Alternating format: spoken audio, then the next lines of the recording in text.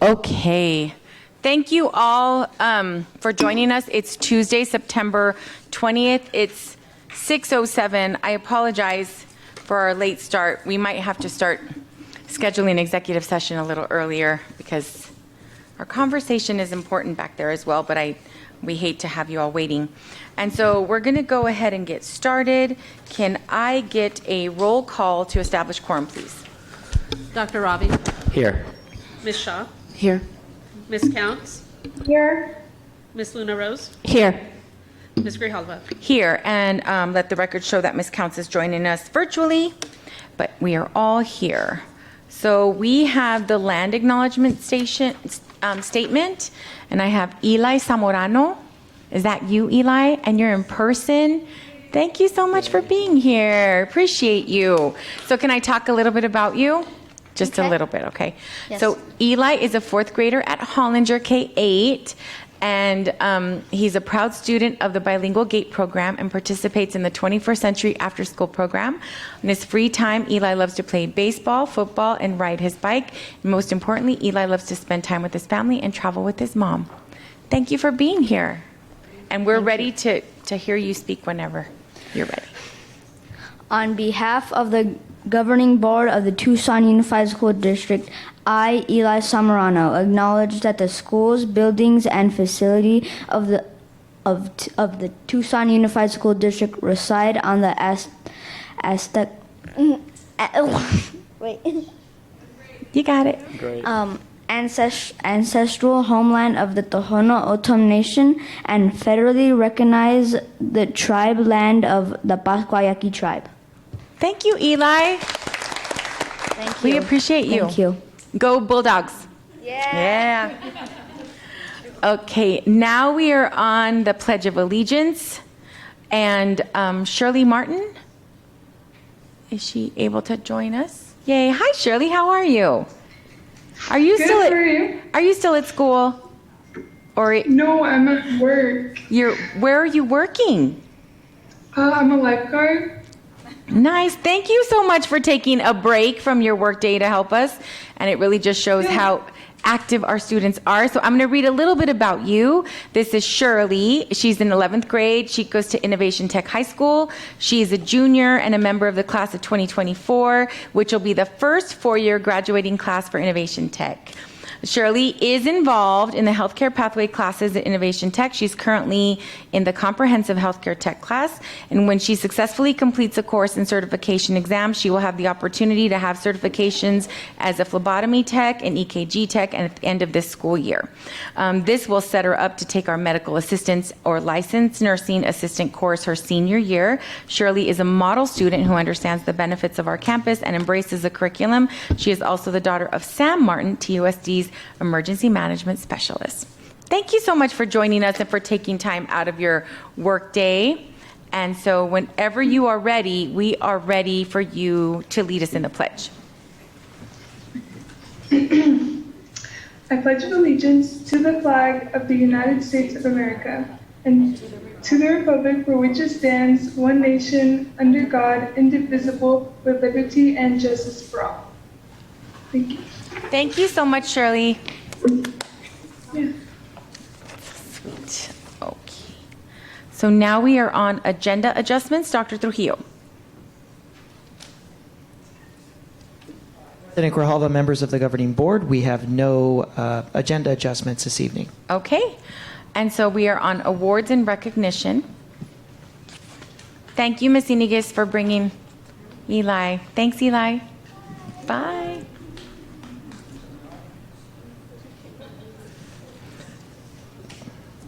Yes, TUSD community, President Grijalva, members of the governing board. Tonight, we begin with a note of sadness as the Tucson Unified community is grieving the loss of longtime educator and Johnson Elementary community member Elizabeth Samuels. Miss Samuels, a native of New York, moved to Arizona for the warmer weather and the warm climate of the Tucson Unified School District. Miss Samuels worked in our district for 16 years. She began her teaching career at Old Reynolds Elementary School back in 2006. In 2012, she transferred schools and found her destiny at Johnson Primary School, where she has been for just over a decade.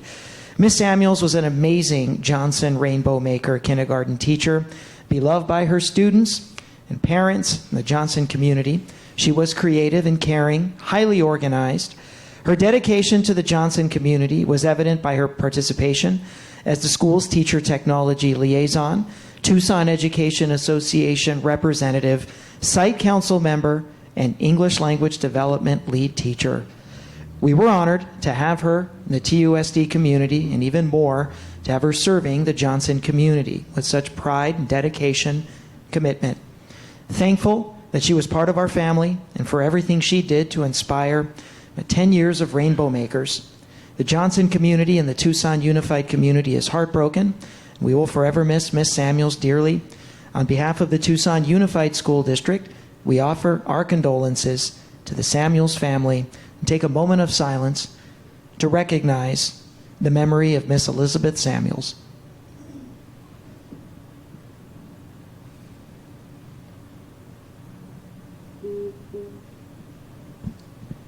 Thank you. Our next recognition is for the Tucson High Film and TV program.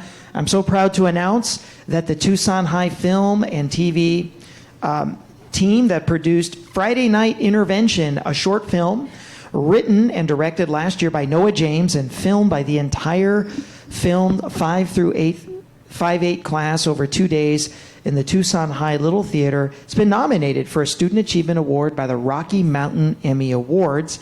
This is the highest honor that a student-produced short film can receive, and to be nominated is such an incredible feat. The 20-minute short is a deeply powerful film about what it is to be a friend, an enabler, and how choices we make can impact others as well as ourselves. The awards ceremony will be held in person on October 1st. Congratulations, Tucson High School Badgers. Our next recognition is for University High School.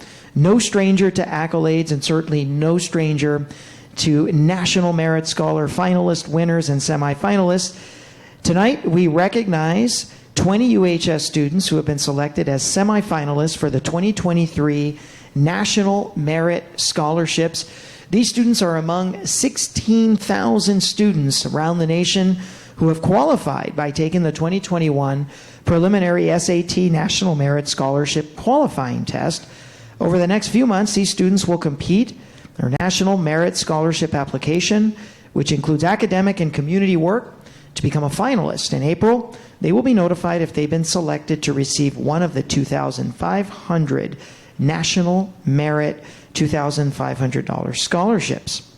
Our semifinalists from the Penguin community are as follows: Piper Barragar, Thomas Comasana, Anna Cordes, Jack Douglas, Hayden Dovey-Smith, Savannah Duclos, Harper Gibbs, Zakiria Gladney, Owen Hazy, Rose Kim, Sydney Kim, Sai Konikamala, Aaron Lamb, Emma Leroy, Aiko Levine, Trevor Nemitz, Jacqueline No, Lucia Raspit, Lily Wood, Michelle Zhang. Round of applause for our amazing UHS scholars. And our next recognition is for Pueblo High School's Mariachi Aslan, who had the distinct honor of playing with the Tucson Symphony Orchestra late last week, last Thursday, September 15th. Pueblo High's Mariachi Aslan participated in the Mexican Independence Day concert in collaboration with the Tucson Sympathy Orchestra, the Mexican Consulate, and the Tucson, Mexico sister cities, and featured vocal soloist Mariachi Aslan, the Pueblo High School, Compañía de Danza Folclórico, Arizona. The Mexican Independence Day concert set the tone for the 2022-23 Tucson Symphony Orchestra season, which includes the inaugural Celebración Latina, a season-long series of concerts that celebrates Tucson's Hispanic cultural heritage. Mariachi Aslan de Pueblo High School will also be featured at the Feliz Navidad holiday concert December 17th through 18th. One more accolade for one of the district's most iconic arts programs, Mariachi Aslan. Congratulations. Yay! So can I do a shameless mother Of course. plug here? That one, the little violin player up at the left is mine. Isn't she cute? Yay! Wow. I know. Our next recognition is for not just one of the district's most iconic performance arts programs, but one of its most iconic performance arts advocates and instructors, Mr. Art Almquist. Tucson High legend for over 2 decades, has been at the helm of one of the most widely renowned theater arts programs, not just in Pima County, but in the state of Arizona. His efforts, his passion, his commitment has been recognized by On Media, as they have designated Mr. Almquist with the award of Art Heroes. He is the winner of this year's Art Heroes Award. Every year, On Media chooses several arts heroes across the state each year.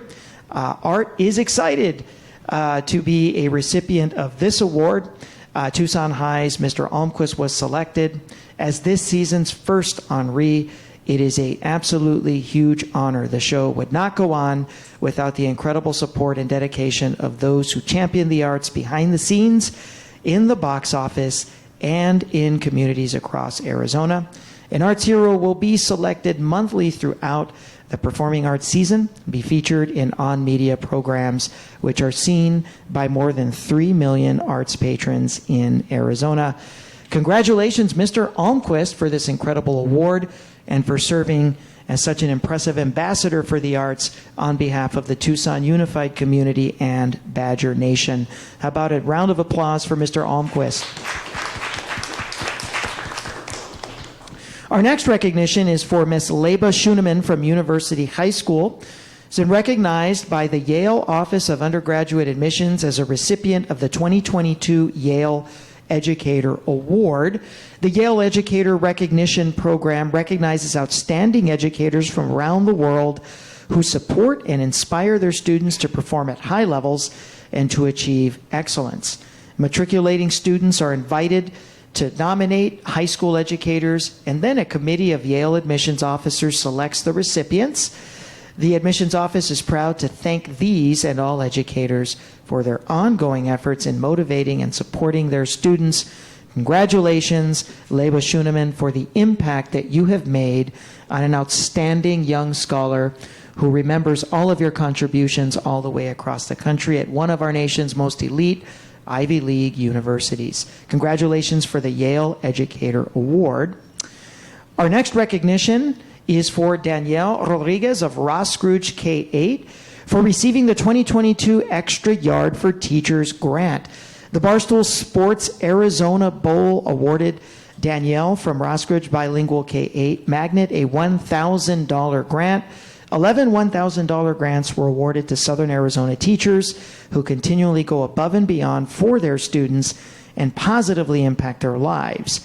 She also will receive tickets to the December 30th, 2022 Barstool Sports Arizona Bowl football game and got to be recognized at, I believe it was last weekend's University of Arizona football game during halftime.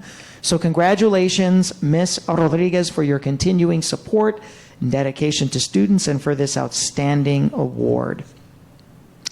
Our next recognition is for one of our district office team members working in the finance department. Teresa Chapman last month was recognized from our very own purchasing department for being selected as one of 3 nationwide finalists for the National Institute of Governmental Purchasing, that's the NIGP, Procurement Specialist of the Year.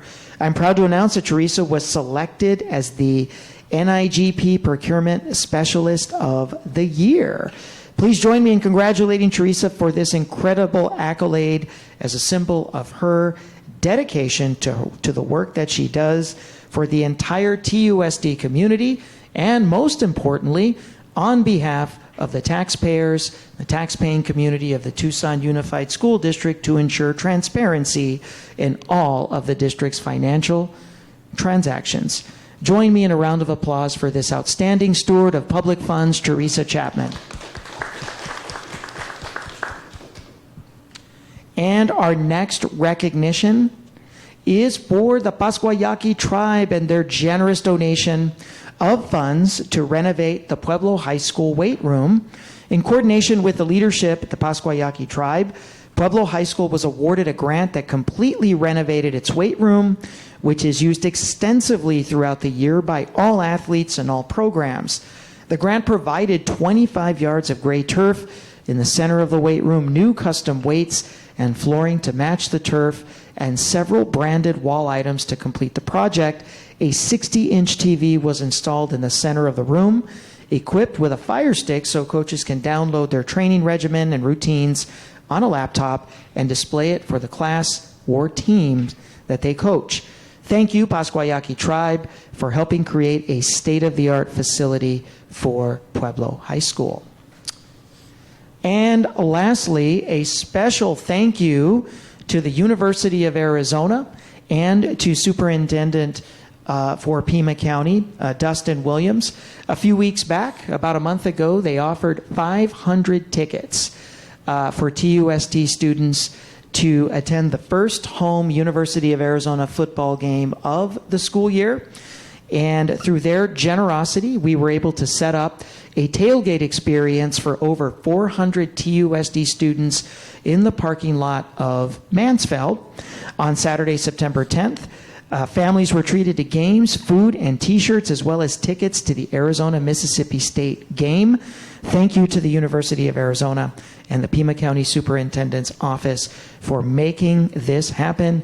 And thanks to our own governing board member, Dr. Ravi Shah, who came out with his entire family to partake in the tailgate experience and mingle with parents and community members and students. And a special thank you to Mr. Nicholas Roman and Sarah Tarrin in the superintendent's office for going above and beyond and to make this event happen for so many TUSD kids. President Grijalva, members of the governing board, that concludes the awards and recognitions for the evening. Thank you, Dr. Trujillo. Now we're on board member activity reports. Board members? Ms. Luna Rose? Thank you, Ms. Grijalva. Good evening, all. I just wanted to briefly talk about, I recently did a tour of the TUSD Food Services facility over on 15th with Lindsay Aguilar and the director and her staff. And even as a parent of the district and an alumni of the district, you really don't understand what, you think you might understand what goes into food service until you actually take a tour and see the facility and all the food, the dry goods, the incredibly cold freezer facility, and what goes into getting the food to our campuses and other locations every day, every morning. That place is busy. So it was a really nice tour, and kind of got like another little campus over their facilities and transportation, and so it was time well spent. And if anybody's ever interested in learning more about food services, I'd highly recommend contacting Ms. Aguilar. She's always ready and to educate the public about what they do there to keep our students healthy and fed. So thank you. Ms. Shaw, and then Dr. Ravi. Thank you, and good evening, everyone. A couple weeks ago, I had the privilege of going up to Scottsdale to participate in the Arizona School Board Association Law Conference, and also the pre-conference on Wednesday, which was just fabulous, and I got to learn about, all kinds of legal things that, we have to deal with as governing board members. And of course, our general counsel has to deal with. And so, it was just very informative. And it was also great to meet all of the school board members in Arizona. There's hundreds of us. And it was a great experience. Also, following the conference was the delegate assembly. I was the delegate for the board. Thank you all. And we passed some good things, and looking forward to what comes of that in the upcoming year. Thank you. Thank you for representing us. Dr. Ravi. Thank you, President Grijalva, and good evening, everyone here in person and virtually. So I had a couple of events I was able to, or things I was able to do as a governing board member over the last couple of weeks. As board liaison to the Budget Advisory Committee, we had our first meeting a few weeks ago, and then one that wasn't able to be completed because of technical issues on the live stream, but that'll be redone next week. And so the Budget Advisory Committee is putting forth what the governing board approved in, I believe, May in terms of the work plan for the year. And I'm looking forward to seeing the recommendations that come out of the Budget Advisory Committee.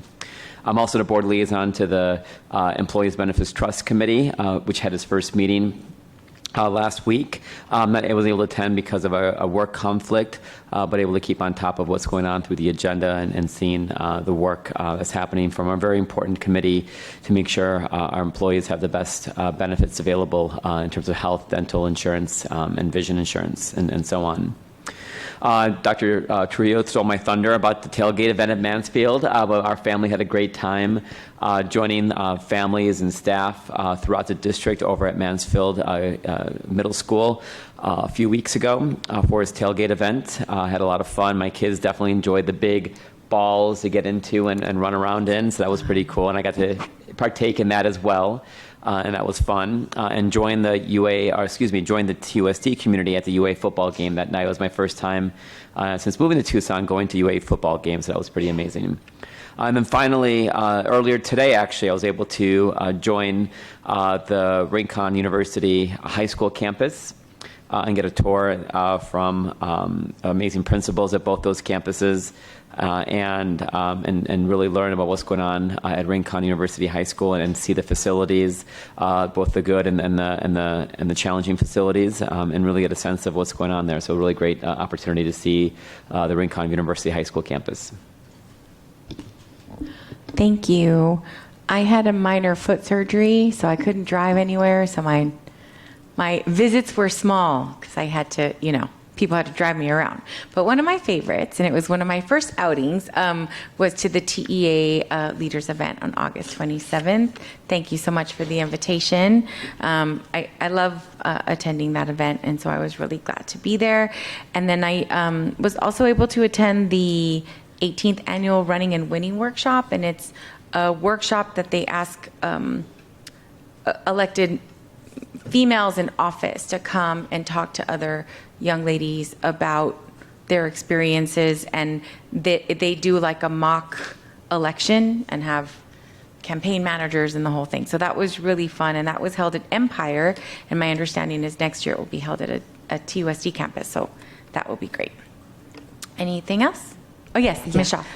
Thank you. I forgot to say that I did get a chance to make it to Tucson High School's first football game. Nice. And it was just so lovely. I had my Uncle Ron with me and my daughter. And I just want to say thank you to Miss Rivera, the principal there, for giving a shout out to my Uncle Ron during halftime. He was a Badger, and he was class of 1966, which were the undefeated champions.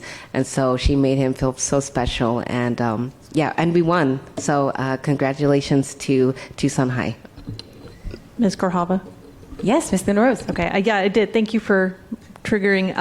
So I did attend Rincon's first football game with my daughter, who is a freshman there.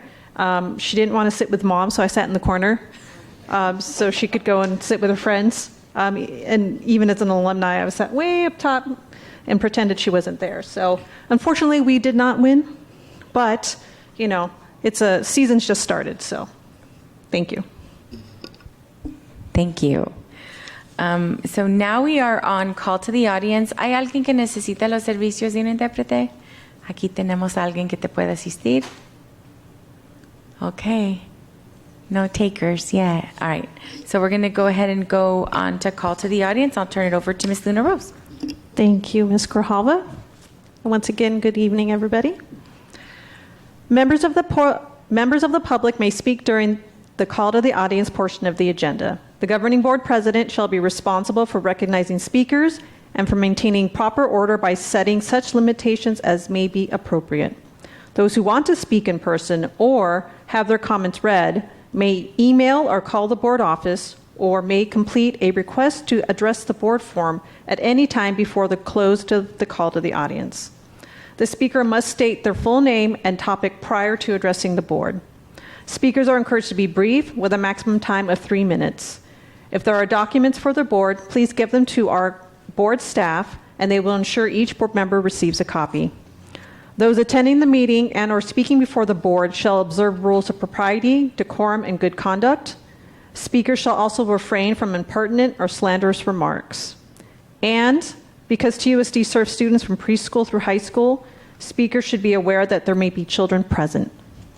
At the conclusion of the call of the audience, the governing board president will ask if individual board members wish to respond to those who have addressed the board, wish to ask staff to review a matter, or wish to ask that a matter be put forth on a future agenda. No more than 2 board members may address each topic. And our first speaker this evening is Dolores de Vera.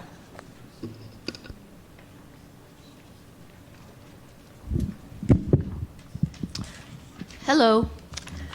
I have worked for TUSD since 2012. But according to the Arizona State Retirement System, I have only worked for about 3 years. I have no right to a monthly pension upon retirement until I have been credited at least 5 years of work.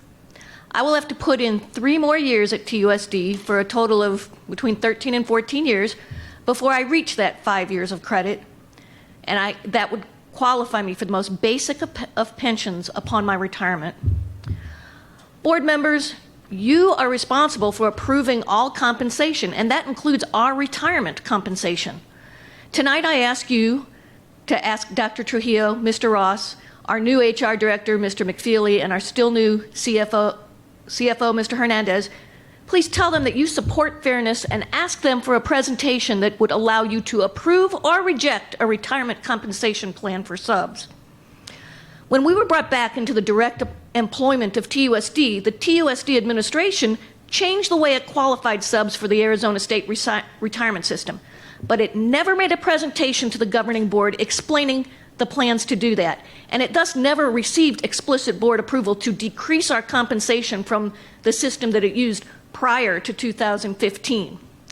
Currently, administrative practice is that we cannot pay into the system until we reach 2020 each and every year. This means if I work every single day of the school year, I will only get 0.66 of a year credited. Prior to 2015, a sub who worked a full year was able to get a full year's retirement credit for a full year's work. A group of us met twice with administrators to discuss this, and the administrators implied that allowing veteran subs or full-time subs to pay into ASRS for a full year would be against the law. Mr. Ross was not part of these meetings, by the way. They also told us they would simply not discuss why TUSD used to allow subs to pay into the system for a year. Although the law is a little fuzzy, it simply does not require this kind of unfair treatment. In fact, now that I've read the law, I think it leans against it. Board members, we know there is some additional money on the table that is being negotiated among the other employee groups. Please don't forget your long-suffering subs who just want dignity of a decent retirement and a fair retirement. Because we're still hurting from being unjustly, unfairly, and with deception kicked out of ASRS for 4 long years. Why shouldn't we get a year of credit for a year of work? Please, board members, ask administration to review this matter, to work with us, and make a proposal that you get to vote on, because you are supposed to approve compensation. Thank you. Thank you. All right, our next speaker this evening is Ron Lancaster.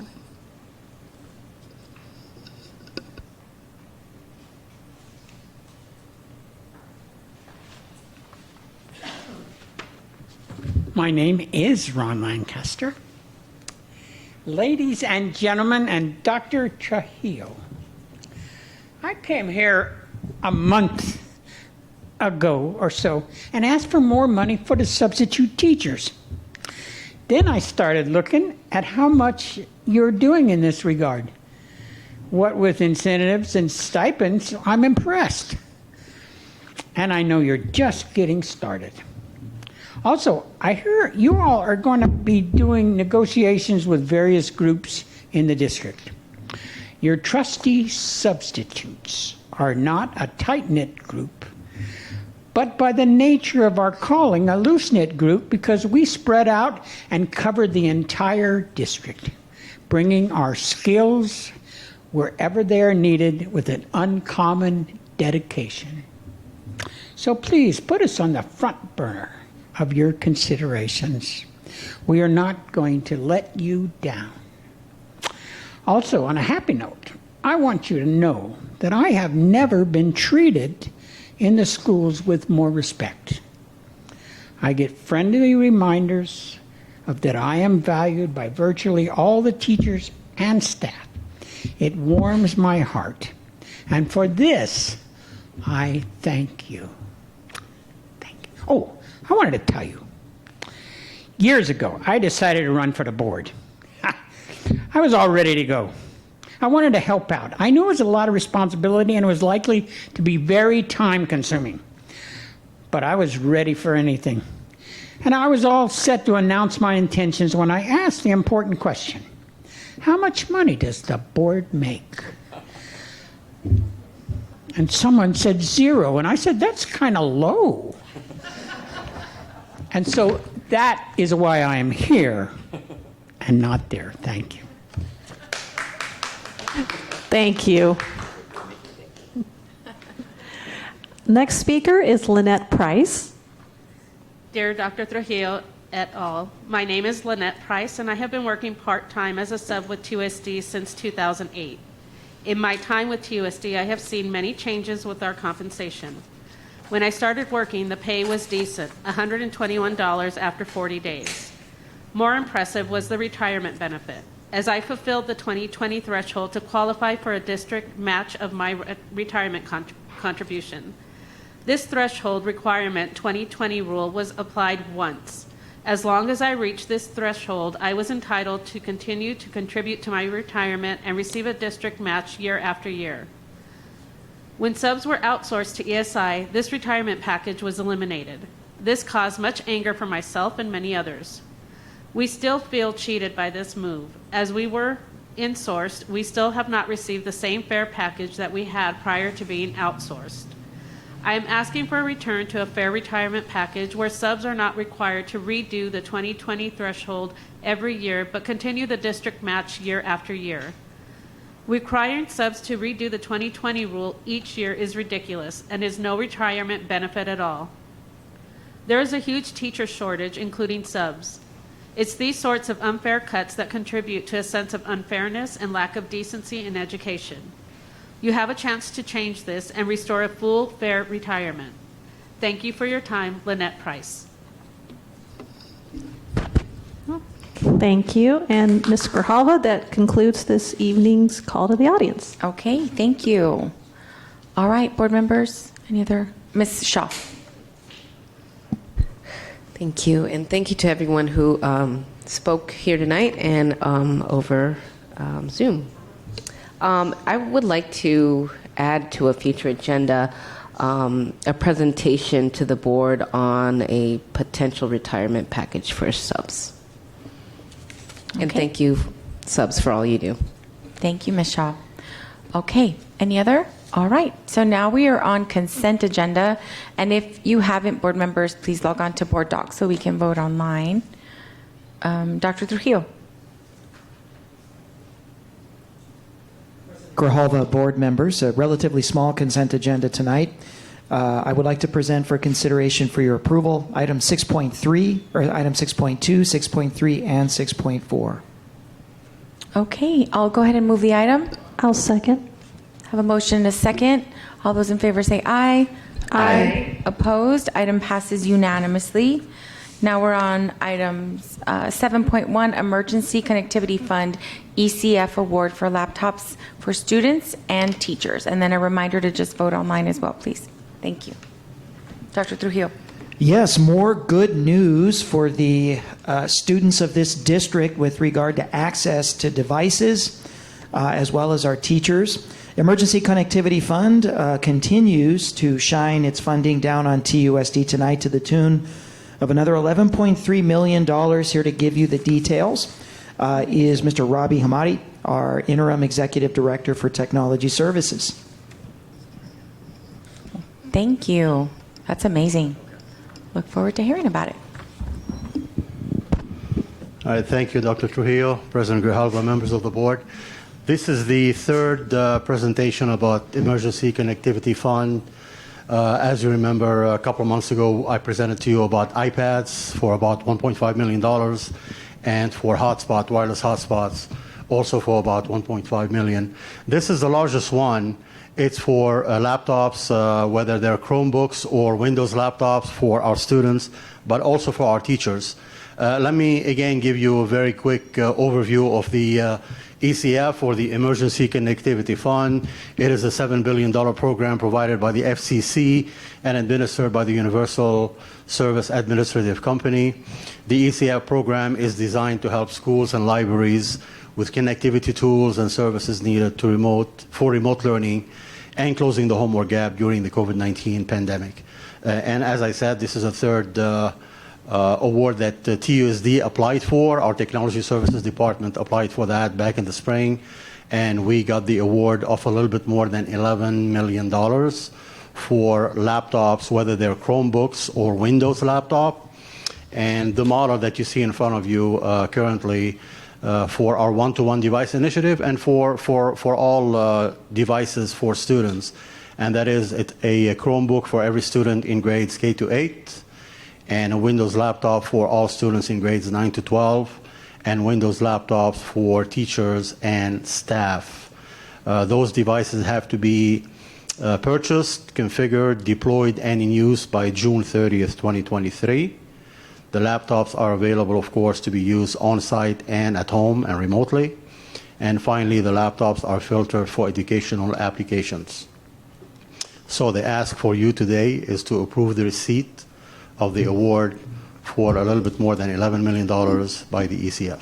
Okay, I'll go ahead and move the item. Second. Thank you. Any questions? I have a question about the distribution. Like, what's the percentage of the 11.3 million, and how will it be distributed? Sure. So currently we have about 25,000 Chromebooks for grades K to 8, and about 15,000 Windows laptops, and as needed for teachers, so you can add another few thousands. The distribution in money is approximately about $7 million for Windows laptops for students, a little bit more than $2 million for Chromebooks for students, and a little bit more than $2 million for Windows for teachers. With a small note, this is up to 11 million, so we will not be getting the full 11 million in one time, but that will fill the gaps for any laptops or Chromebooks that are lost or destroyed or damaged that we already purchased with capital or ESSER funding. So we can use up to 11.3, but we don't have to use the full amount if we don't need it. Yeah, and we'll be able to refresh some of the older laptops. Yes, yes. And then at some point, if you can get the information, Dr. Trujillo, how we're going to, once the laptops have sort of seen their end of life for use for our students, they still have value. So I'm wondering if we figured out a way to distribute those laptops to students once we've sort of, they're not able to run some of our programs, but they're still usable and can be shared with our TUSD families, both staff and students. I think that would be great for us to figure out a way to be able to do that. Sure, very good idea. Okay. And we use some of that already, but now that we have a one-to-one device initiative, so we have more laptops to be used, that's a very good idea to use those laptops. Keep in mind that we try to keep our device life cycle between 3 to 5 years. So anytime 3 years pass, then we can put those laptops into use, sure. Okay, great. Any other questions? Okay, have a motion, a second. All in favor say aye. Aye. Opposed? Item passes unanimously. Thank and you very thank you much. to the departments for getting that in. All right, it's a thank great you. award. Excellent. Okay. I know. Love the good news. Okay, now we're on 7.2, Arizona Department of Economic Security, DES, Child Care Workforce Stabilization Grant for TUSD. Dr. Trujillo. Yes, President Grijalva, tonight is a celebration of early childhood education and child care programs in the district. This is the first of 2 items that will celebrate an infusion of funding as well as overall expansion of access to early childhood education opportunities in the district. And our first of two items tonight is some good news financially for our programs, as we have been awarded from DES through this grant over $6 million here to give us the particulars. And the first of two expenditure proposals is our Director for Community Schools and Pre-K Programming, Mrs. Reem Kivet. Thank you. Good evening, Board President Grijalva, distinguished board members, Dr. Trujillo, and Rob Ross. So as Dr. Trujillo mentioned, I'm here tonight to talk to you about some grants that we received and we're very excited about. Next slide, please. So it's very easy to mix up these grants. So I just wanted to remind everybody that we were here once before in February. We have one source, and that is the Department of Economic Security. And from them, we have two separate grants. One is called the Stabilization Grant, and we received about $2.3 million, and the board approved that on February 8th. Then, or I should clarify that this grant does not have very many restrictions, aside from being used at the site that it's been allocated to. So we can use it on personnel, we can use it on maintenance and improvements, materials, supplies, pretty much anything that helps improve the overall quality and efficiency of the programs. Then we received, at the end of last school year, early summer, what we call what is called the workforce amount. And that is in addition to the stabilization grant. We received about $6.3 million for every single program in our department. And we have a lot of programs, which is why we have such a huge award. This grant is much more restrictive. And they want us to be using this for recruitment and retention, essentially, and to give back to the employee. So this can be used for payroll and benefits, PD, if we want to send people off to professional development that costs money, or bring guest speakers or trainers, if they want to go back to school and have tuition reimbursements, hiring costs, stipends, and so forth. So this is really about the employee. Next slide, please. So we have some big projects and big ideas for this money. Normally, we have to beg, barter, plea for just about everything. So this has opened up some magnificent doors for us. And so we are working with Lakeshore and following the lead of Mesa School District. They use these funds to help completely remodel every single preschool program in their school district. And so we're going to do the same. Top of the line, everything for preschool. New furniture, new environments, materials and supplies, all of which some sites haven't, if you go in there, it's nice and we've done really well, but we're going to make it fantastic and great. So we're very excited about that. We're looking into additional playground structures and shades, looking at upgrades in classroom bathrooms or carpets and flooring. I want to be also, though, very transparent that this is all very wonderful, but the money has to be spent by September 30th of 2023. So we have 1 year. And there have been supply chain issues and vendor availability issues. So we're doing our very best. Like, for example, the playgrounds, we have one vendor that the district works with. Everybody is using them for their ESSER funding at the site level. There's a lot of competition. And so finding somebody that our district can use and that can handle these big projects, there's just been a lot of barriers, but we're working on it, and I'm sure we'll figure it out. Next slide, please. So then we go to the workforce amount, which is about $6.3 million. And we would like to use this to provide everyone in our department a stipend. And this includes ExEd certified teachers and TAs, Child Find that handles all preschool, every single person under our DAC, so from custodian to teacher assistant to early childhood specialist to site lead to program coordinator, every single person would receive this stipend. So if we use the model that the district has already approved and used, if you work 0.5 to 1.0 FTE, you would get $2,700 if we break it down by 3 payouts, or $4,050 if we break it up by 2 payouts, but essentially they would get a total of $8,100.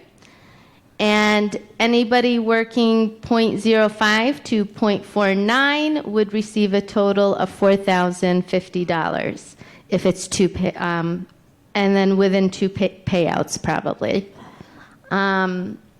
We're helping to cover 3 Child Find positions for this school year, and we will still need to find a way to spend over $3.2 million. Next slide, please. Tentative plans for the additional funds are reallocating. I'm sure you remember, but I was here not too long ago and we talked about using the Stabilization Grant to cover after-school programming through the district to help so that we don't have to use the $2 million that you guys allocated. And so instead of using the Stabilization Grant, we're going to reallocate it to this grant because the Stabilization Grant has flexibility and we need payroll and benefits paid for that free after-school programming. So instead of using the stabilization, we're going to use the workforce amount. New hire costs, so it's kind of expensive to work for our department because we're a licensed program. So people have to pay for a TB test, CPR and first aid, and an IVP fingerprint clearance card.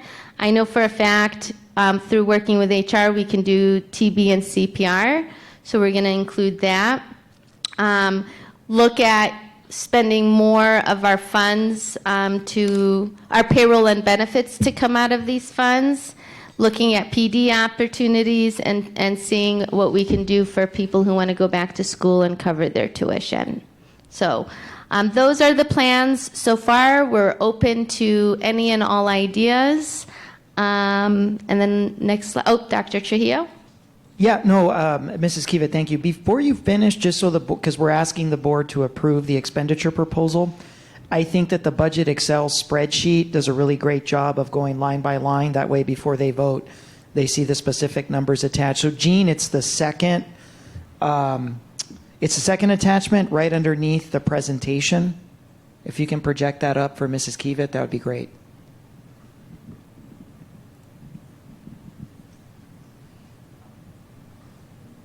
There you go. Thank you, Jean. I'm so sorry I don't have my glasses and I can't see it. Okay, so I know there's salary and wages. The benefits are on that line.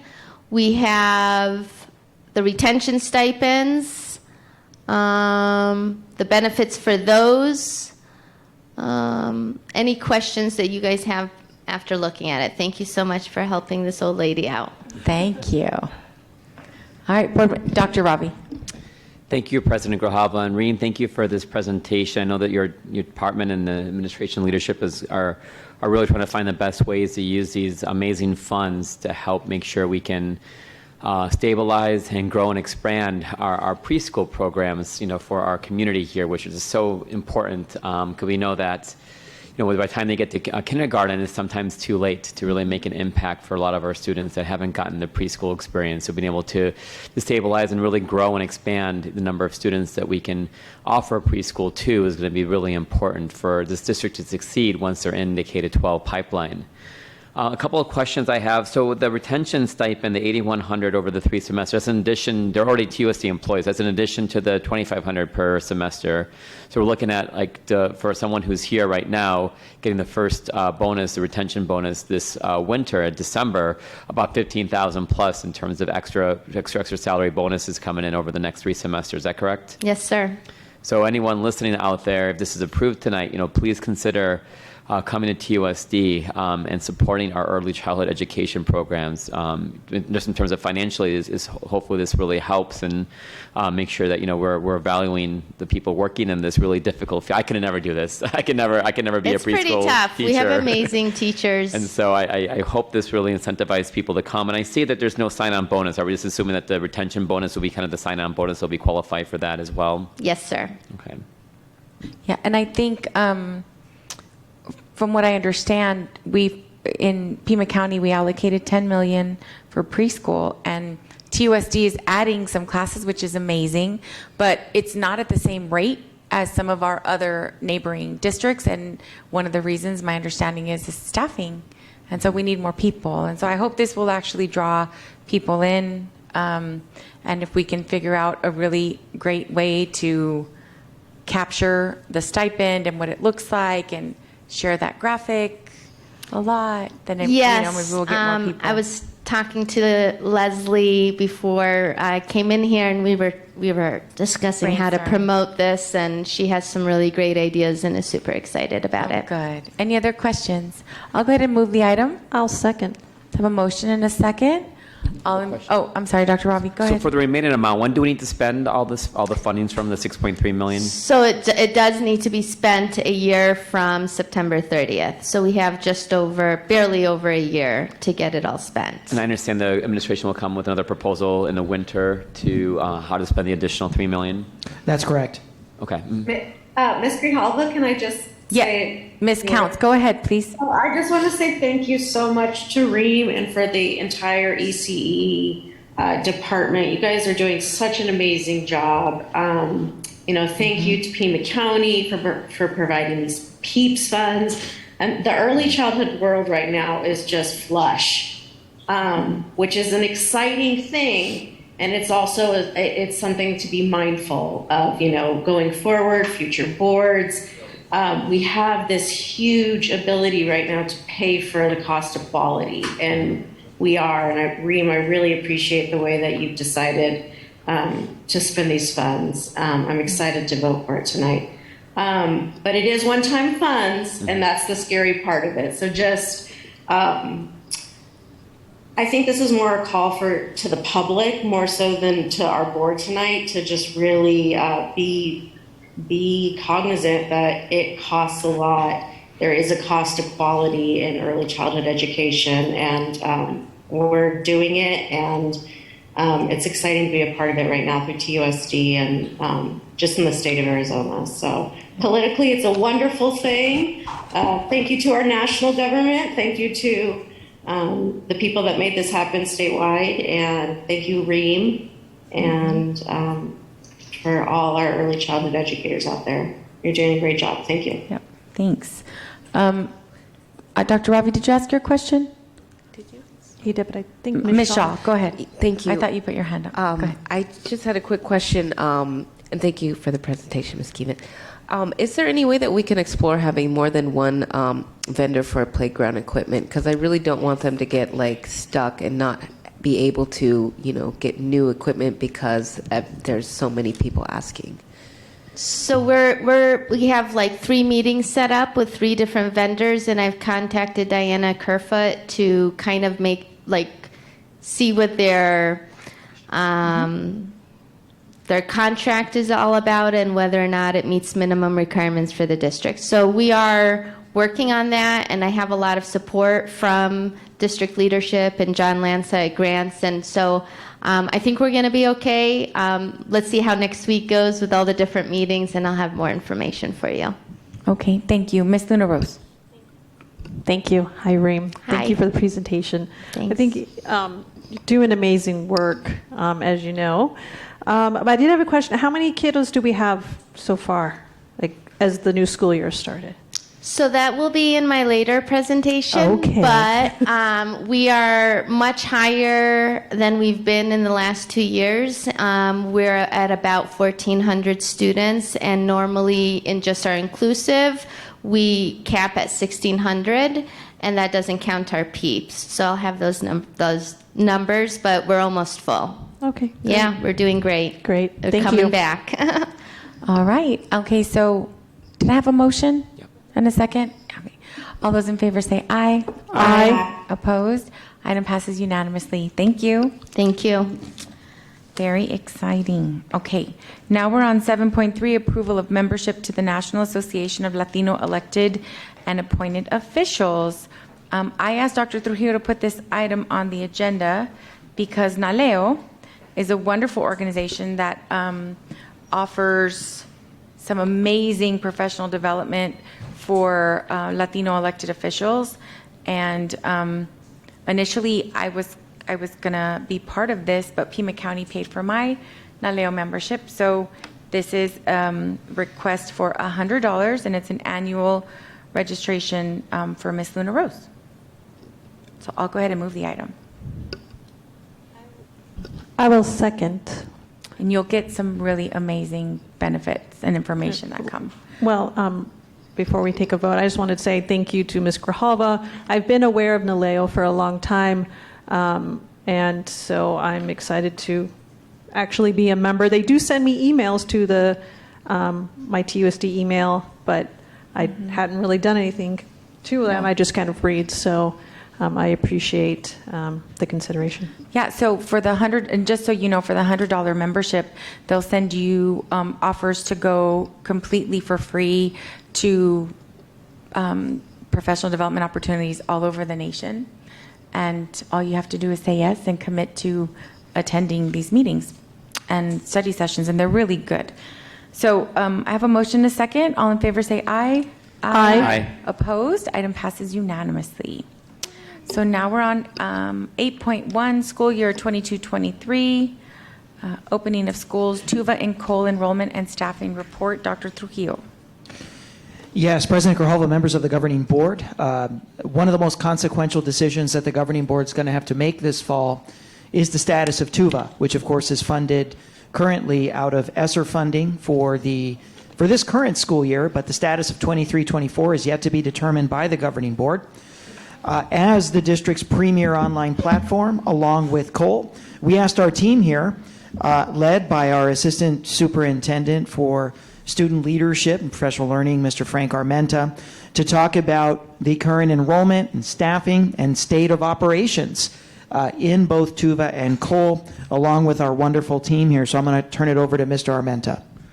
Thank you, Dr. Trujillo. Good evening, Director Grijalva, President, Mr. Dr. Trujillo, legal staff, and governing board staff. I am here with a couple of people behind me. I'd like to introduce them. The first I have here is our Tuva team, led by Michelle Sigovis, who is the lead there. Also, her assistant or person who helps her out is Melissa Molina Garcia. Her other individual is Karen Atone, who is not here, but she is in spirit. And then also over on the Cole side, we have Yolanda Nunez, who's leading that. And then we also have our veteran administrator, Michael Beck, who's here. And then our online genius extraordinaire, James Butler. He's here to support us tonight. Again, part of this information session is to inform you of some of the thoughts of what we have as we move forward with Tuva.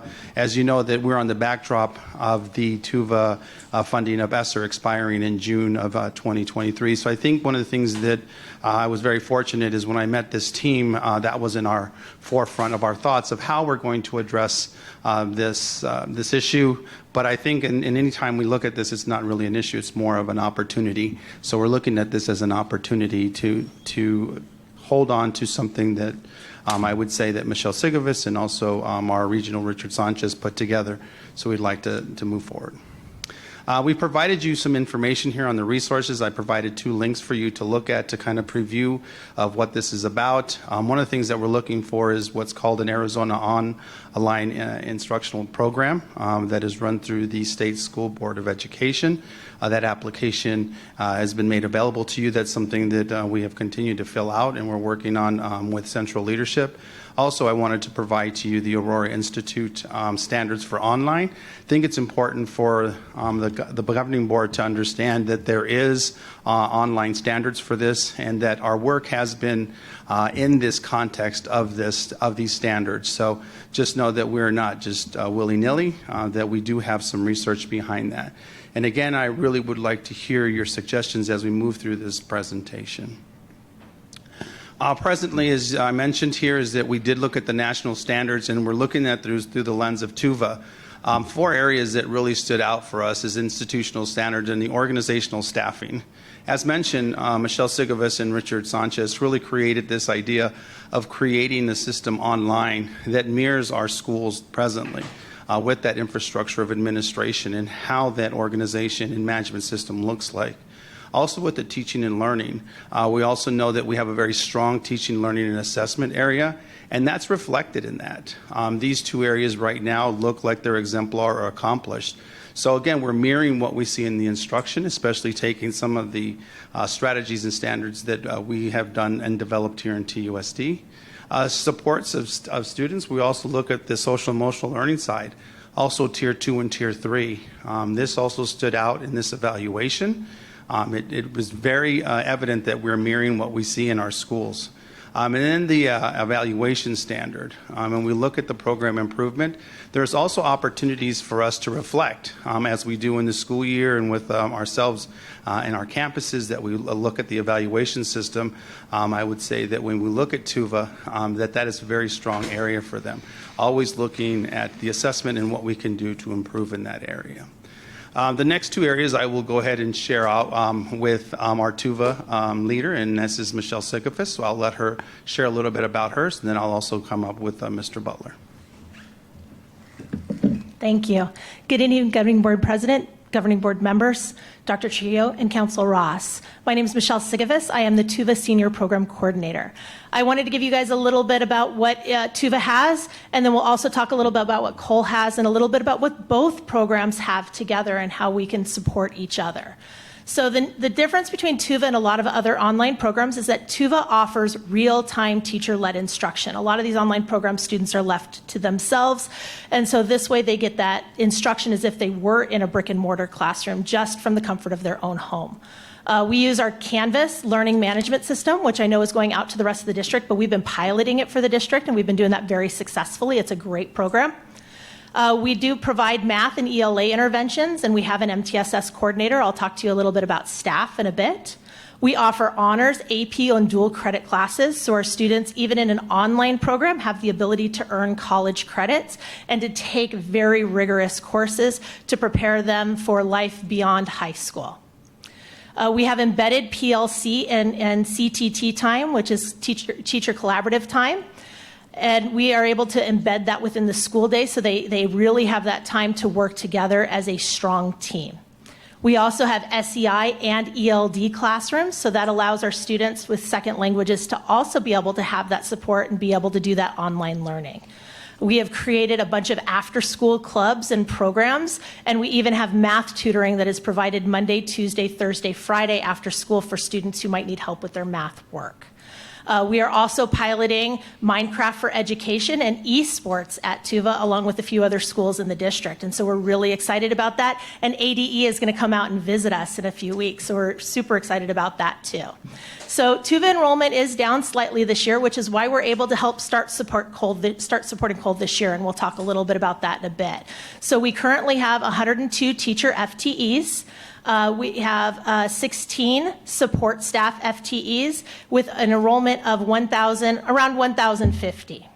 And I'm going to introduce James Butler to be able to talk a little bit about Cole. Thank you, Michelle. Good evening, ladies and gentlemen, President Grijalva, members of the Governing Board, Dr. Trujillo, Chief Counsel Ross. It is truly my honor and privilege to be in such esteemed company with my colleagues And as a counterpoint to Tuva, Cole offers asynchronous, which, as you know, is self-paced instruction within a time limit, and specifically that time limit would be 18 weeks from when the student registers at Cole. We also have open lab time available on campus on a volunteer basis for students to get additional in-person support. We have an entire support staff on site to support students and families. Currently, our AOI is actually K through 12. Originally, it was 6 through 12. However, we expanded it in order to, if the district decided to do so, expand those services all the way from K through 12. We're also very proud in the fact that we have also applied for NCAA certification, which means all of our specific high school core content classes are in fact NCAA certified. So we're very pleased about that. Our current enrollment consists of 399 students in addition to almost 450 credit recovery students, of which there are approximately 44 students who come from other places other than Tucson Unified School District. And also we have 5 FTE teachers, and actually we have 5 support staff. And with that, I will turn it back over to my esteemed colleague, Michelle Sigafus, to talk about both in combination. So the nice thing about blending our programs is we already have a lot of things in common. And so we both work with grades 6 through 12. We both use the APEX curriculum. We both follow the ADM instructional hours. And we both have ex-ed supports for our students as well as certified teachers. We both follow the same district calendar. However, with Cole students, they are able to work 365 days a year, so they can work beyond those calendar days. Students are able to do sports at their home school. We both offer credit recovery, and we'll be able to supply technology to our students. So when we go back to look at this slide, I want us to emphasize here that we're looking at trying to find a combination of looking at Tuva and Cole coming together. So we're trying to combine them. So in doing so, you can see that there are some specific instructional platforms that we can use. We can also use the existing services in our home school to support students, and then really maximizing the curriculum instruction assessment and also the social emotional learning that we have for our students. The next slides I really want to emphasize are 2 things: the uniqueness of the schedule of Tuva, and then also the uniqueness of Cole and what they do with their school schedule.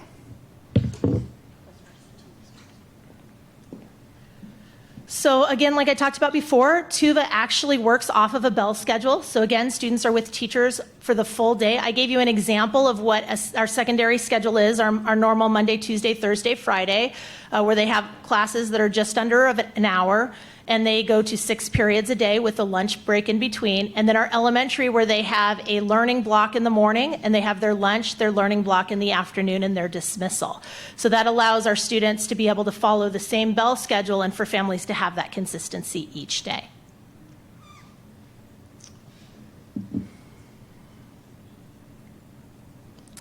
And for the daily schedule for Cole, as mentioned earlier, and as you know, students are under the asynchronous model, which means they are empowered, if you will, to work on their own schedule.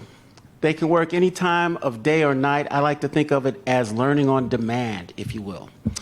They're able to complete classwork at their own pace, once again, within the time limit of from when they start, and they have 18 weeks to complete, so it's not infinite, okay?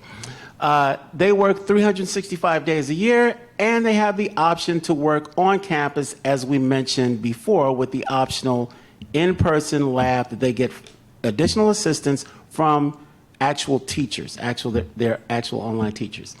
Monday, Tuesday, Thursday, and Friday, that schedule that you see before you on that slide indicates the learning lab times as well as the lunch periods. And Wednesday is different. So that in a nutshell, is what the day, if you will, looks like as far as daily schedules for Cole. And just to give you an idea, one of the things that Mr. Butler has included us on is in the Arizona State Consortium for Arizona Online Schools. And one of the things that we have found that these two types of bell schedules, or these two types of opportunities for students to learn, are very unique across the state. So we have been working and listening to the Arizona Online Consortium, and we will continue to work with them. But I think this is something that's very unique that nobody else has, and I wanted to emphasize that for you tonight. Again, one of the things I want Michelle to talk a little bit about is, again, if we combine these resources, a lot of these will come from Tuva. So I really would like for her to speak how these function on a daily basis, and then how we will transfer those over. Thank you. So the nice thing about Tuva is we have 3 coordinators currently. We have a coordinator that oversees the whole program, which is me. We have a K-5 coordinator and a 612, which allows them to be able to really go out and also help support our teachers. We have 2 CSPs, one for K-5 and one for 612. And for those of you who don't know what a CSP is, it's a curriculum service provider. And what they do is they go out and work with teachers. They give that job-embedded PD where they really help support the teachers during the school day. They can go into their classrooms, observe classes. They could actually co-teach with teachers. And they also help to provide the PD.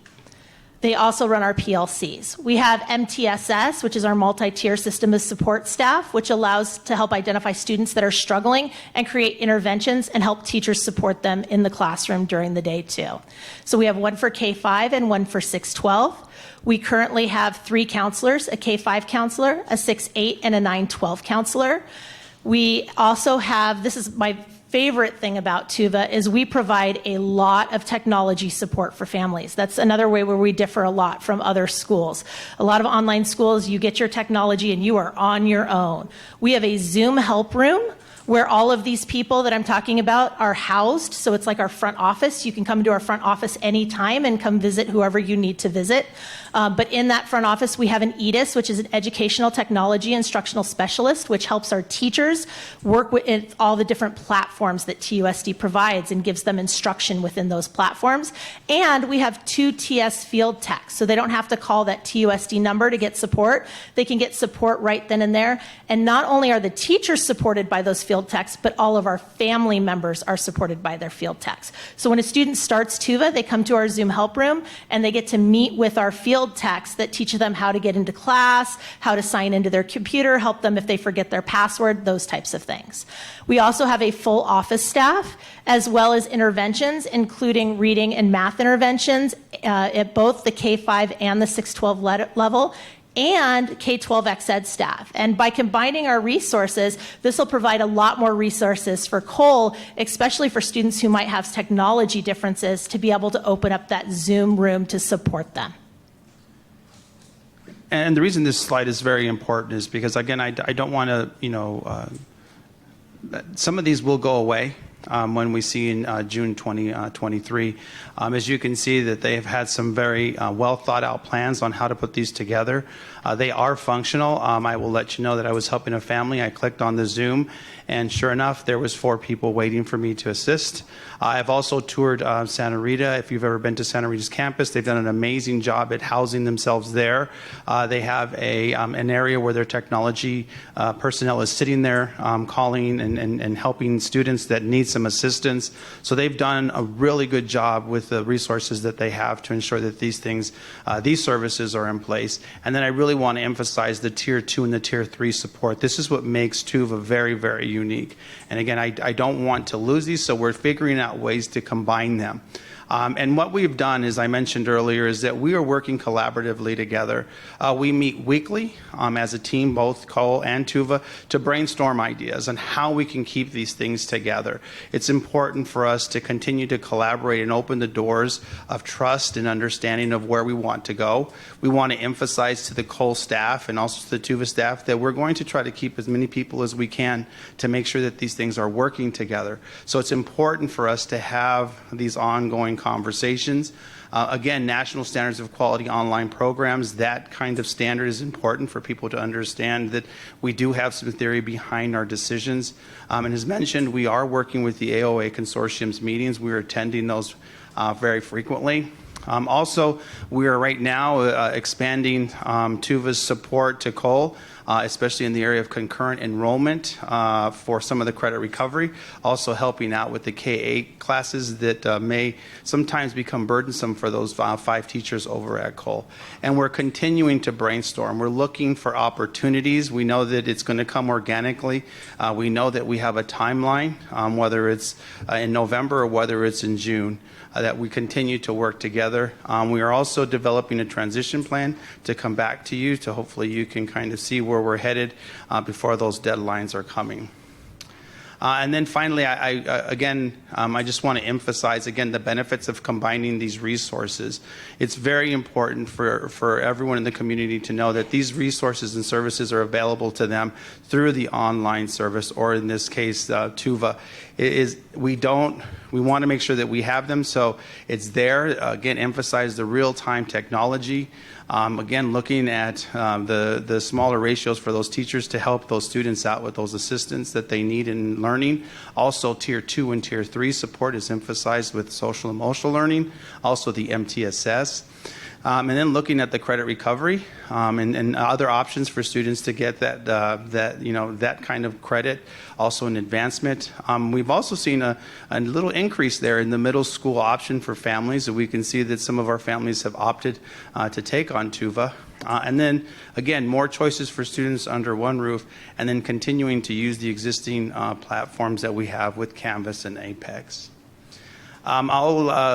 I'll just tell you about the application, then I'll close with the good news that Michelle's working with our communications. Just know that we are working on a timeline here for our Arizona online application, which is November 1st, and then anything that would take place, it would take place in the new fiscal year of 2023-24. So we'll go ahead and close out, and I'll let Michelle talk a little bit about our communications plan, and then our marketing, and then also some of the artwork that you saw within the PowerPoint tonight. So I am really excited that post-pandemic, Tuva has an enrollment of over 1,000 students. So it is still really popular, and not just the pandemic is what made it popular. And that has been without any advertising at all. So we're really excited because we have been working with our media department to really push Tuva. I was out at the Children's Museum this last weekend, and I was able to talk to like 30 families that were highly interested in Tuva. And so I was really excited. A lot of them, some of them were kinders that were going to be starting next year, and the families wanted to stay home with their kids because they've been doing that through preschool. So they're super excited about that, as well as other grade levels. We're also doing some bilingual ads. We're doing Tucson Weeklies, Spotify, Tucson Now, and Tucson Living. We're going to have bus shelter advertisements that go out. KEGA 9 and digital broadcasting, we've been working with them. We're doing some stuff with Telemundo, and as well as continuing that public outreach every chance that I get to be able to go out and meet the public and talk about Tuva, because I really do love the program, and I'm excited to see it continue.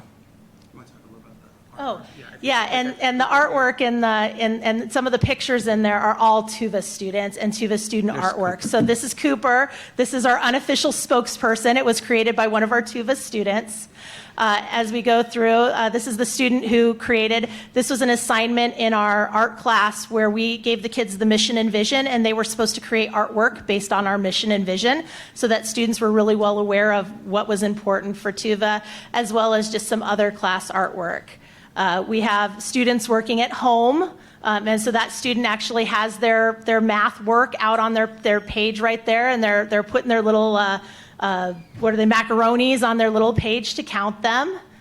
And then we have another student that is working with their letters to put them together, so that the families get together and help them create those, and then they get to work with them. This was, again, the same art project with our mission and vision that students came up with.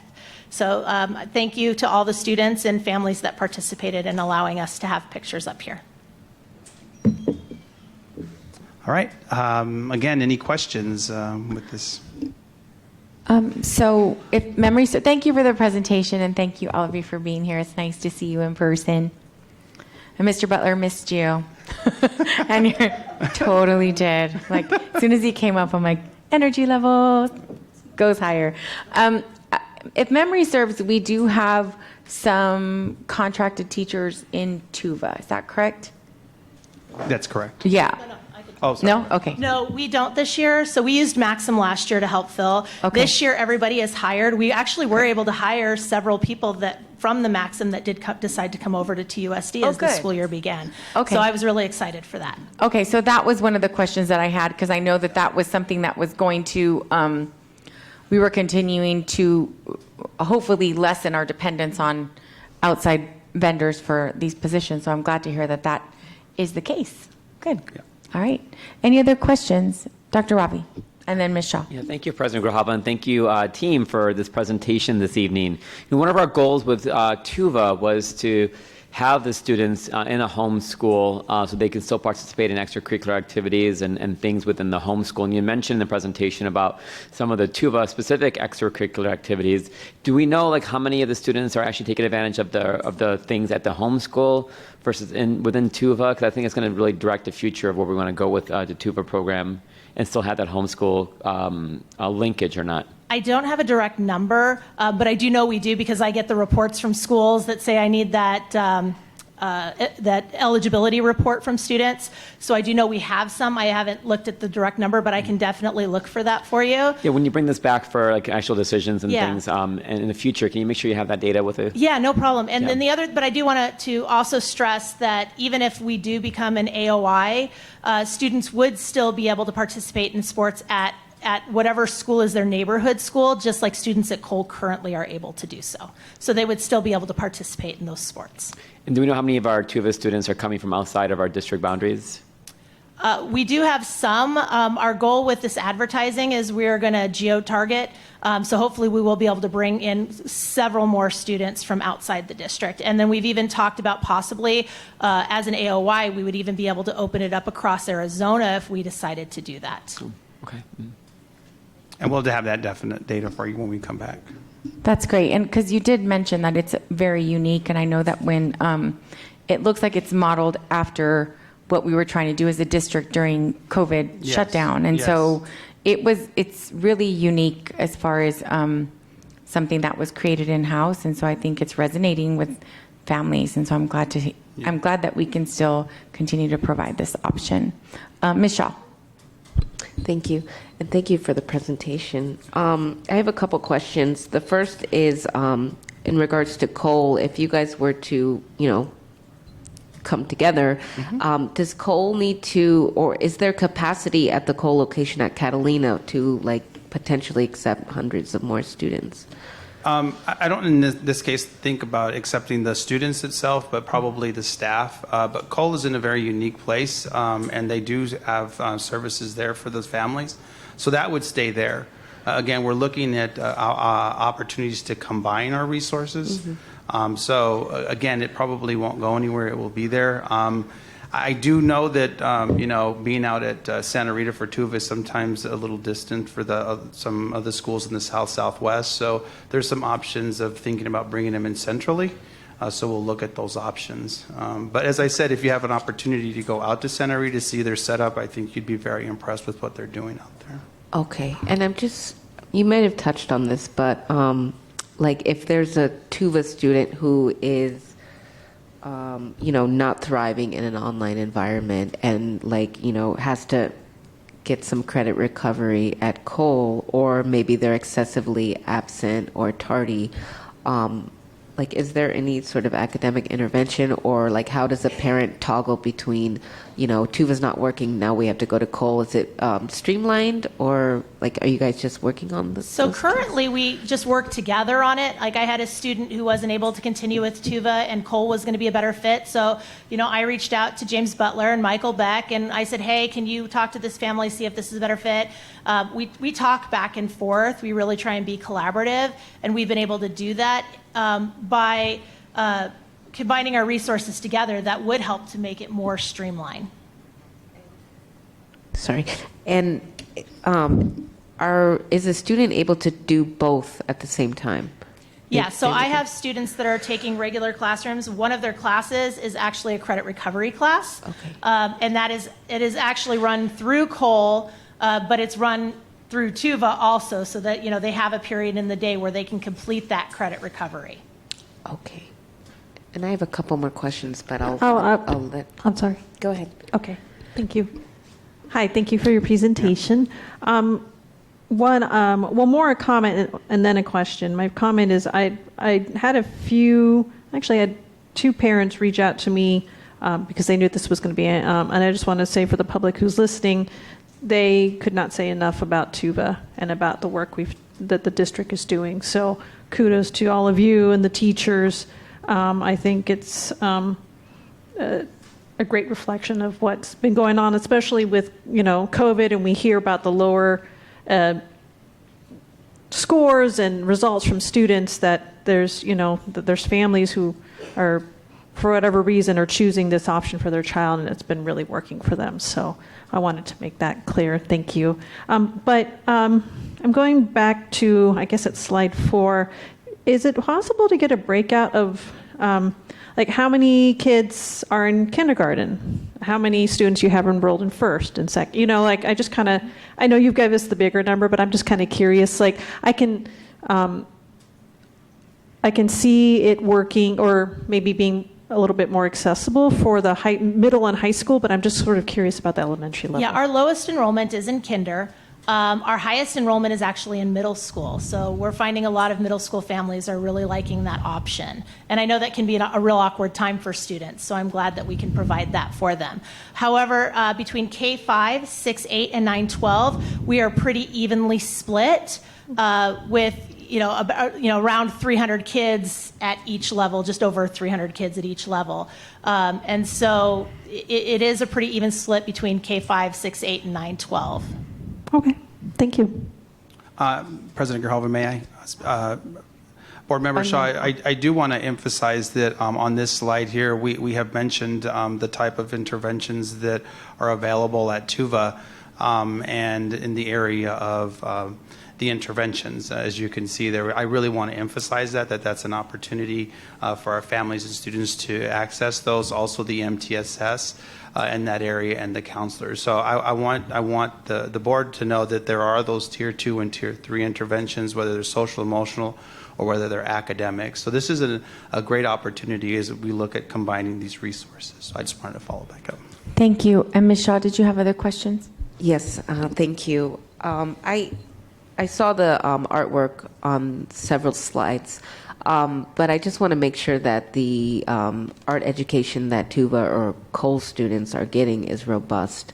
Are they, do they get OMA, or, because I spoke with, my daughter has a friend who's at Tuva, and in 3rd grade she didn't receive a recorder, she didn't get any music education. I just want to make sure that we really mirror the same art education in our in-person classes as with our online classes. I love to hear you say that. I actually was an OMA teacher at one time, and I was a music teacher for my entire teaching existence. So it's very important to me. We were able, because we were ESSER funded, be able to get our students at our K-5 level. We have a Spanish person that comes in to work with our students. We have a music person that comes in. We have an art person. We have a science person that comes in. So we have these electives, and that's how we've been able to embed PLCs into the school day for our teachers. And so we've been able to do that this year. We did not have that last year. I would say our art program was the most robust because every kid did get art last year at the K-5 level, and then students could choose art as an elective at the 6-12 level last year. This year we have art plus those other electives, as well as we have art, graphic design. Our graphic design students won a ton of awards last year. It was really exciting. We have a very robust graphic design, and our art teachers are very creative. They even wrote a grant to get our kids art supplies, so we're able to send those art supplies to their home schools for them to be able to pick up, and then they are able to use those art supplies throughout the school year. That's so great to hear. Thank you. Okay. And yeah, go ahead, Ms. Luna Rose. And I'm sorry, what was your unofficial mascot's name? I'm all looking at him, pointing at him. What's his name? Cooper the computer. Cooper the computer. Okay, thank you. Okay. Thank you for this opportunity. All right, thank Yeah. you. Thank you for the information and presentation. Thank you all. Yay. Okay, 8.2, school year 22-23, opening of schools, ITS update. Dr. Trujillo. Yes, President Grijalva and members of the board, being a one-to-one district now, it's very important that we periodically keep you updated on the status of the work, the hard work that our ITS division continues to do for our schools and community. Mr. Ravi Hamadi, our interim executive director for tech services, is back to provide this opening of schools update. Thank you, Dr. Trujillo, President Grijalva, members of the board, Council Ross. I will give you a quick update of our technology at Tucson Unified and give you an update on the start of the school year and the ongoing and upcoming projects. And then I'll be happy to answer any questions that you may have.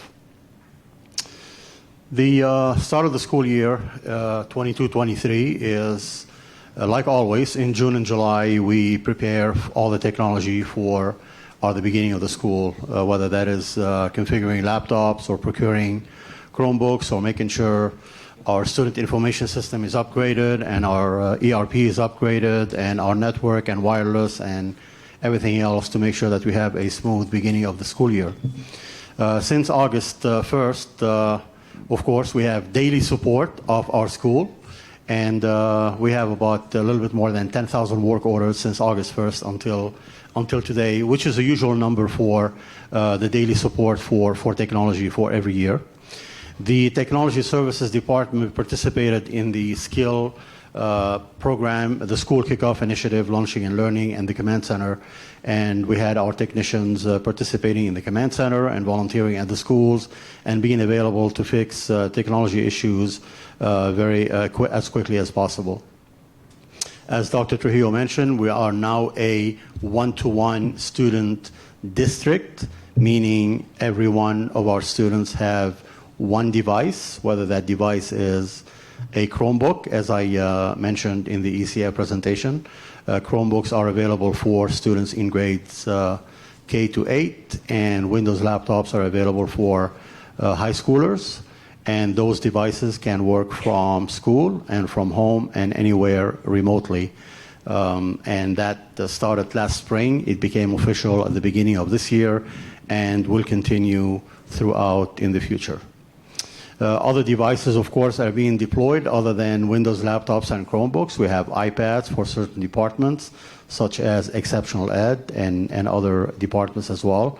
We have active panels in almost 100% of our classrooms, and other peripherals, of course, like printers and scanners and anything that the teachers and staff need for their online or in-classroom teaching and learning.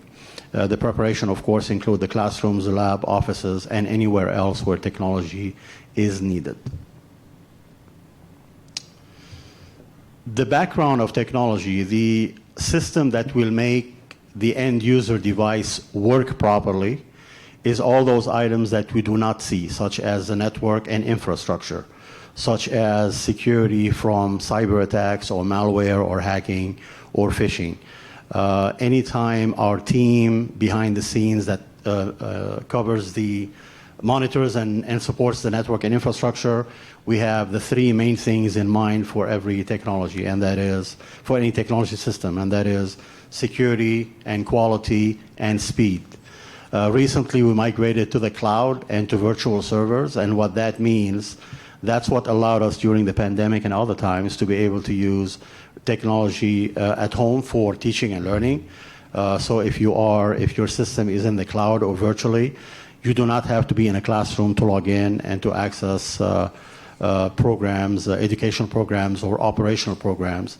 You can be anywhere and still log in with your TUSD account and be able to access any program, whether you're a student or staff or teacher. So this is also an ongoing issue to go to the cloud and to go virtual. Of course, our eye is always on on-site and remote teaching. Again, this has started pre-COVID, but also during and after COVID, and that is to be able to configure our systems not only to work on-site, but also remotely. Another item that we do not see is the data backup, so that if we lose any data, whether that is a homework or a quiz or a legal document or financial document or any other documents, that to maintain the operation and the education of our students in the district, we have to be able to recover it, and we have to be able to recover it quick without losing money or without losing any valuable data. So that also goes behind the scenes. And of course, we're always monitoring our student enrollment and making sure that we have quick data for everybody who needs it to make sure that our enrollment is monitored properly. And of course, with all the technology, you need our trainers, our instructional technology folks who we train each other, we cross-train, we train our teachers, our staff, our students, our parents, depending on the need on all the technology that needs to be used. Some additional projects and tasks that are ongoing every year, regardless of the start of the school year. One thing that I mentioned already is the cloud environment and virtual environment that is ongoing and will be ongoing all the way to the future, because, as you know, there's no looking back at going back to physical hardware. This is more like a virtual environment and cloud environment. Our one-to-one student initiative, of course, will keep on going this year and in future years, of course. Device deployment district-wide, also not only laptops, but as I mentioned, any printers, scanners, active panels, any educational technology that is used in the classroom and in the office. Our local area network, or LAN, or wide area network, will be upgraded as well. And what that means is all the cabling and mainframe and fiber optics that connect all our district and all our schools and data centers. If you remember one of the presentation, our main copper data lines were replaced in 2014 with fiber optics. That's what allowed for the faster speed and more security. And that wide area network and those cabling systems will be upgraded again this year. Wired and wireless data is always being upgraded and monitored and updated. Data and voice, so not only our data will be upgraded, but also our voice system, our telephones. That is ongoing. And of course, as I mentioned, content filtering and network upgrades regarding security and quality and speed, we always have to be protected from what's going on out there, malware, hacking, phishing, cyber attacks. So this is all happening on an ongoing basis, and the upgrades are always happening on an ongoing basis. That's what makes your laptop or your phone work as it is, by all those systems being up to date and maintained on a regular basis. Finally, the last slide, we are working on an automated inventory system for all our technology, but also for other devices that are non-technology.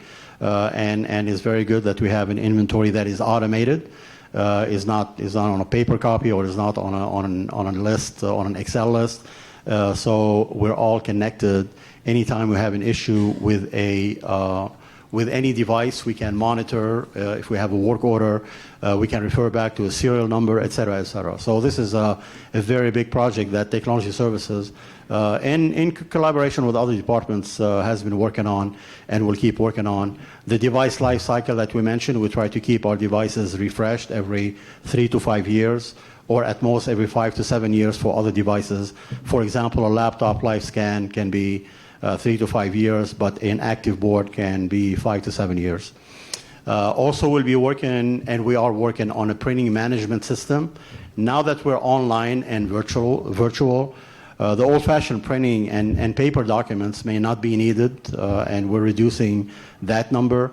So that will be a saving of a lot of money when we try to get away, not completely, of course. Some of us still need to print, but to go away from the paper documents to more of a virtual and online documents. So this is ongoing as well. Of course, any technology needs planning and budget, so we may make sure that we have our 3 to 5 year technology strategic planning ongoing. And as I mentioned, we have great trainers and professional development folks who are always training our staff and students and parents and others to make sure that all the technology is being used to 100%. Our funding source, of course, our capital, ESSER 123 that we've been using since COVID, our ECF, which I presented to you a few minutes ago, grants, and of course E-Rate, the educational program for our schools and library to make sure that all the infrastructure is upgraded on a regular basis.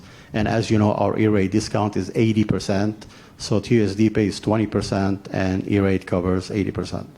Anyway, that's a very quick overview of our technology. I'll be happy to answer any questions that you may have.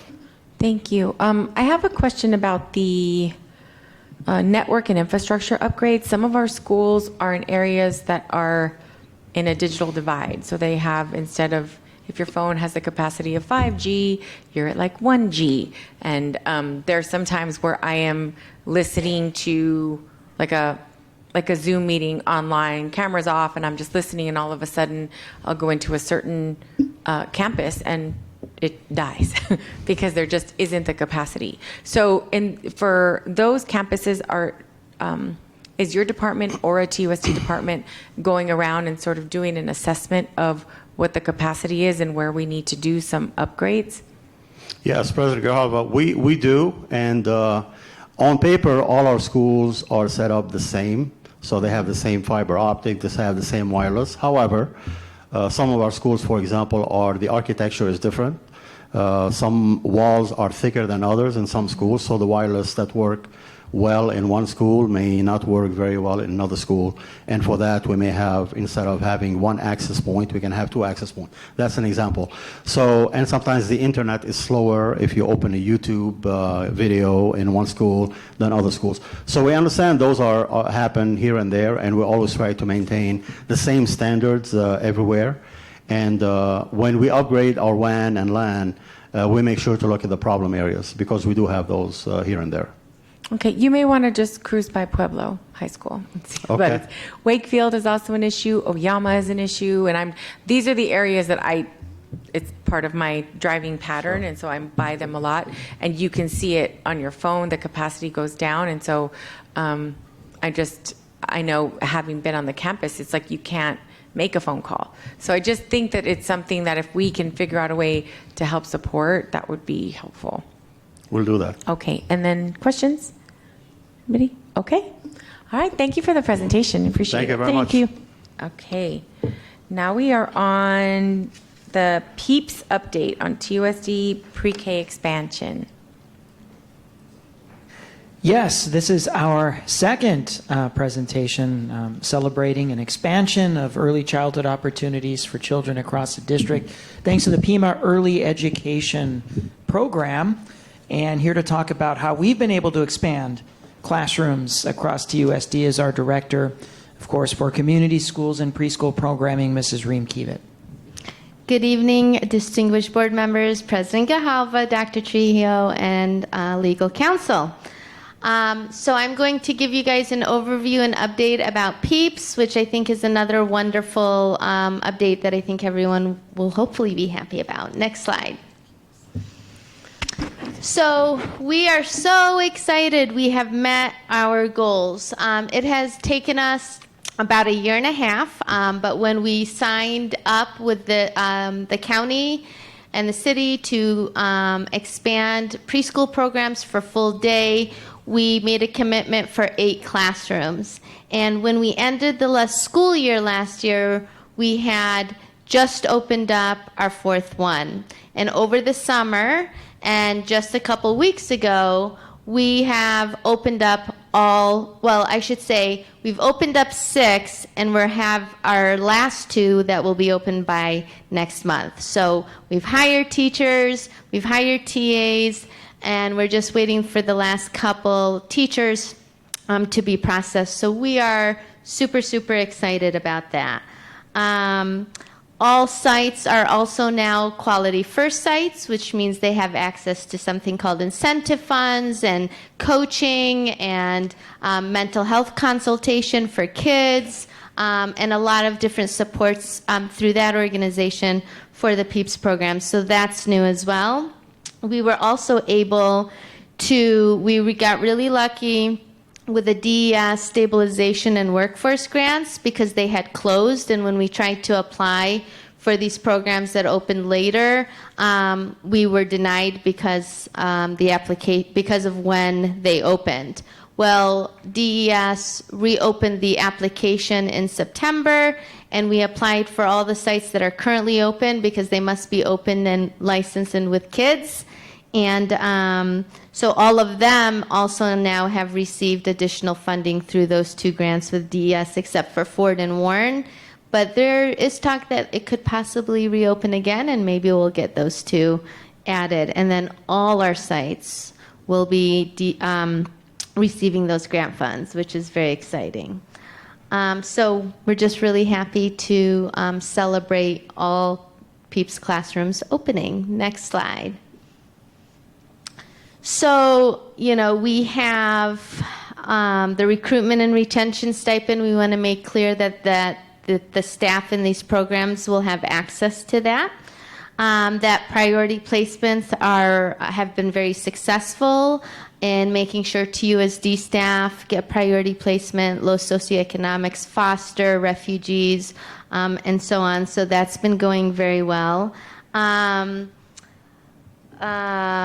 We're really going to be excited to do those classroom renovations for the PEEPS classrooms as well. And then we were able to hire a third CSP or ECE coach, teacher coach, to support in these programs and offer additional professional development that I believe is very high quality. So we're really excited about that. We have been able to hire through split funding with the county and TUSD and the grants an additional assistant, office assistant, admin assistant to help with placements, as well as another program coordinator, because we keep expanding and the work is quadrupling and we don't have enough staff.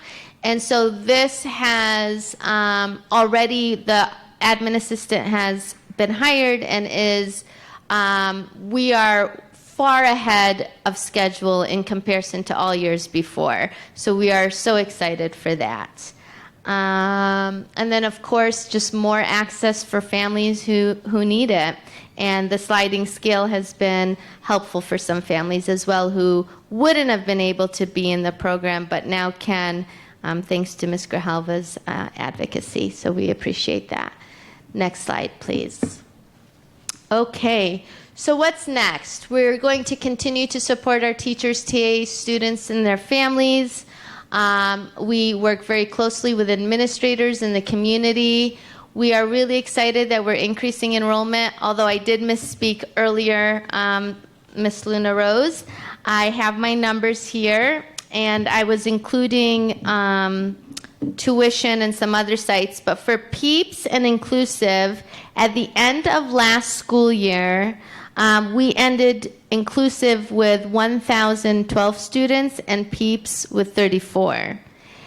As of September 19th, in Inclusive, we have 901, so much more student enrollment than what we ended the year with, and PEEPS is almost doubled to 64. So with our new hires, I have no doubt that and with the increase in applications, we'll probably be very close, if not at our 1,600 students that we were at pre-COVID. So pre-COVID and the slots we have in Inclusive have always been about 1,600 students, and we need to get PEEPS to 144. What we need to do for PEEPS still is hire more TAs so we can fill all those slots. So that's where our barrier still is. But we have a recruitment and retention grant that just got approved, so hopefully that will help. And next slide. That's it. Very simple and to the point. What questions do you have for me? Any questions, board members? I just want to say thank you for the Ms. numbers. Lindros, yeah. Yeah. No, I appreciate the update. I think it's really great news. Hire more people. Those classrooms can be closer to capacity, or at least, where we think is a better number as far Yes. as classrooms, and then, we can continue to expand. So I think that's great. Yes, Very exciting. I want to, so we'll Yeah. see. Yeah. And thank you for piloting the sliding scale. Yeah, So as thank long you. as we can show some success there, then we can do that with the other programs Yeah, too. we're tracking it, so. Yeah, great. Okay. Thank you so much. Thank We you. really appreciate all the good news in preschool. Yay. Dr. Trujillo, are we going back into executive session? President Grijalva, members of the board, reconvening exec is not necessary. We can have the Okay. discussion on October 6th. Wow. Okay. Well, future meeting dates and agenda items. Anyone? Yes, Dr. Trujillo. Yes, President Grijalva, board members, and viewers, both virtually here in person, October is going to be a very busy month for the TUSD Governing Board. Slated for October 6th, we will be back for, according to the direction given by the Governing Board, in August. We are back with an alternative proposal for the location of 2 DAPE middle schools. We will facilitate the new performance impact analysis for that alternative request. We will welcome our lobbyists from Tri-Advocates, who are slated for this evening, but due to a scheduling request, wanted to move to October 6th. The board will be determining its legislative agenda to give appropriate direction to our lobbyists for the upcoming legislative session. The TUSD Governing Board will receive a report, the progress made from the Communicable Disease Outreach Task Force.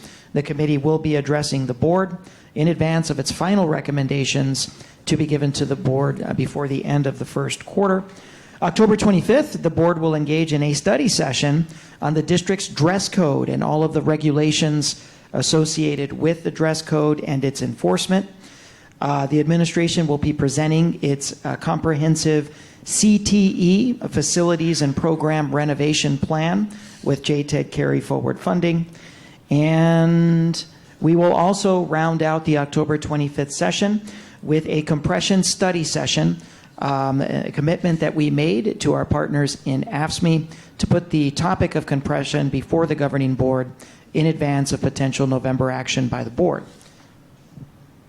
Okay, thank you. Dr. Ravi. And President Grijalva and team, I think just to make sure our loyal audience, both in person and online, know that our next meeting is not on a Tuesday, it's on a Thursday in 2 weeks. So we're having it on Thursday, October 6th. Okay, thank you. And then the only other thing I would mention when we're talking about dress code, if you can roll out the tentative plan to students before you present to the board, that would be very helpful. I think they should be able to give us some input. Maybe through the superintendent student advisory, something. All right. Well, okay, that was our last item. Our meeting is adjourned, and it is 7:59. Enjoy the rest of your Tuesday. Yay. Good night, everybody. Thank you. Thank you. Thanks, Ms. Counts. Have a good night. Bye.